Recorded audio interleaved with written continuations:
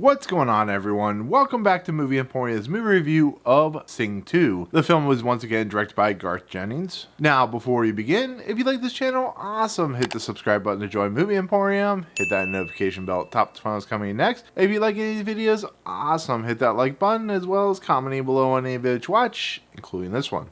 So Sing 2 is of course the sequel to the highly beloved, very well regarded first film. Made lots and lots of money. It was about Buster Moon and his cavalcade of singers, basically rejuvenating his theater and allowing them to be successful, allowing them to basically push out their voice and stuff like that. It was about, you know, being who you are and kind of putting yourself out there. The sequel is much more expanded, much bigger, you know, set pieces, and is basically about this cavalcade of singers and Buster Moon basically forcing themselves into the company of a guy named Jimmy Crystal, who's a hotel magnate in this place called Red Shore City, which is very similar to Las Vegas. Now, Jimmy Crystal is a very forceful individual, and he offers them the ability to put on this play, which is of course by Gunther, and in the process, the Buster Moon character has to deliver this well-regarded, well-beloved musician named Calloway, who of course is voiced by Bono. So with that said, things, as you expect, may not go well, but there are other characters that kind of come in the mix that affect the other characters. And it's very much, like I said, a much bigger story, but still the same kind of concepts about putting yourself out there. Who are you going to be?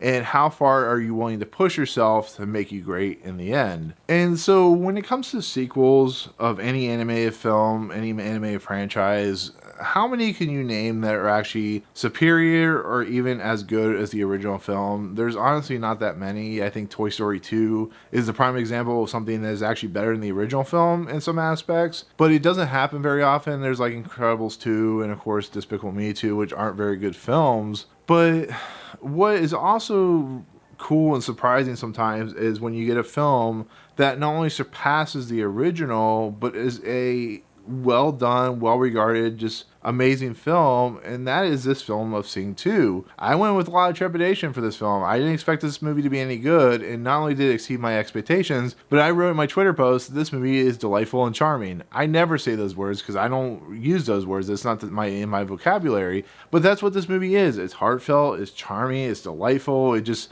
has everything going for it. It feels like a well done, well written sequel. It feels like Garth Jennings just expanded his world and was allowed to have more creative control in the world that he created. And there's just something about these characters that have been almost given new life into them. Yes, they are now firmly in this kind of world, so they don't have, you know, as front focused roles in this movie, but the unit that these characters portray and how their main kind of individual, which is Buster Moon, there's just something of a family unit, and it just works with spades. I mean, it's incredible how well this movie works. And even though the songs get a little evasive sometimes, I think with what they're doing, because they're doing a stage play called Outer Space or Out of the Moon or something like that, the songs just work and they're entertaining and you can dance along to them. There are people in the theater dancing along and singing to them and so on and so forth. And I think at this point, I think this might be the best franchise that Illumination has ever done. I really do. I think this is a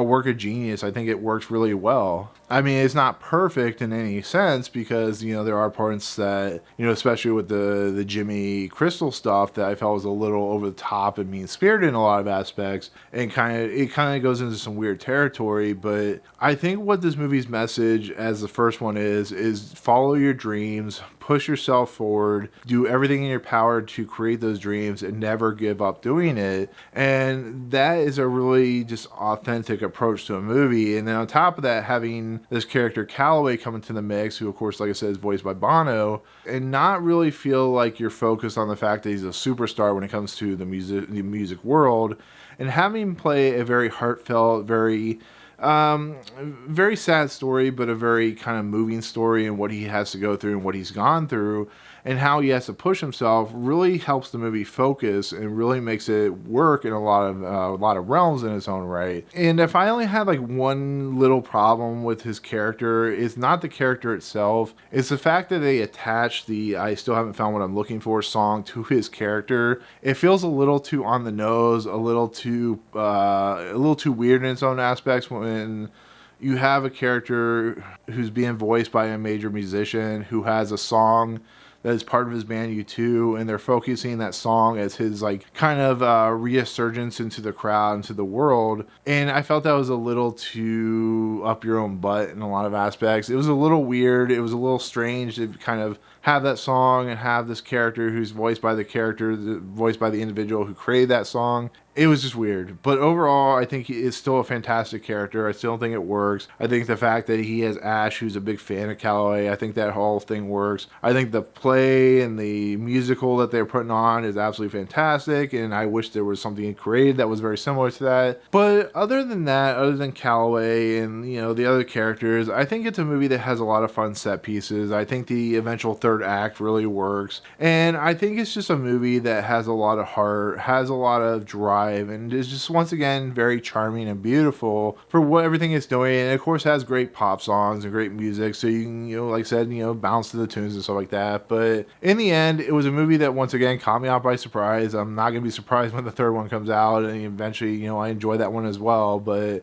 for a film that, you know, started out with a franchise that looked very terrible and ended up being better than it should have been, I have a lot of respect for this franchise and the director, and for Illumination for sticking to their guns and actually attempting to do something interesting and fun, which is what Despicable Me has not been for quite a while, which has been stale. So with that said, highly recommended. Definitely great for the kids, great for the family. They'll definitely love some of the songs in this movie, and it's funny, entertaining, and very heartfelt. So with that said, that is gonna be my take on Sing 2. Thank you so much for watching. Comments below, what do you think of the first Sing? Are you looking forward to Sing 2? All that good stuff. And if you like what you see on the channel, hit the subscribe button to join Movie Emporium. Hit that notification bell top to find what's coming next. If you like this video, awesome, hit that like button, and as always, we'll see you guys on the next video. Peace out.